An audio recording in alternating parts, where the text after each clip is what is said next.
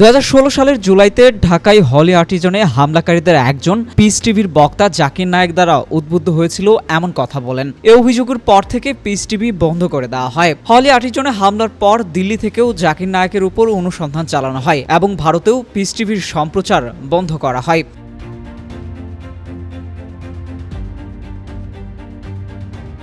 ভারতের খ্যাতনামা ইসলামী বক্তা ডক্টর জাকির নায়েক জানিয়েছেন, বাংলাদেশে শীঘ্রই পিস টিভি বাংলা সম্প্রচার চালু হবে। নিজের ইউটিউব চ্যানেলে প্রচারিত প্রশ্নোত্তর পর্বে তিনি একথা জানান। এক দর্শক জাকির নায়েককে প্রশ্ন করেন, নতুন বাংলাদেশে পিস টিভি বাংলা কি চালু করতে পারবেন? জবাবে তিনি জানান, পিস টিভি বাংলা সহ ইংরেজি, উর্দু ও চাইনিজ ভাষায় চালু আছে। স্যাটেলাইট সম্প্রচার কখনো বন্ধ হয়নি। শুধু বাংলাদেশ ও ভারতে পিস টিভির ডাউন লিঙ্কের অনুমতি তুলে দেওয়ায় কেবল অপারেটররা তা বন্ধ রেখেছে। তিনি আরো বলেন, স্যাটেলাইটের মাধ্যমে চালু থাকলেও যেহেতু বাংলাদেশের কেবল নেটওয়ার্কে সম্প্রচার বন্ধ আছে, তাই সেটা চালুর প্রক্রিয়া চলমান রয়েছে।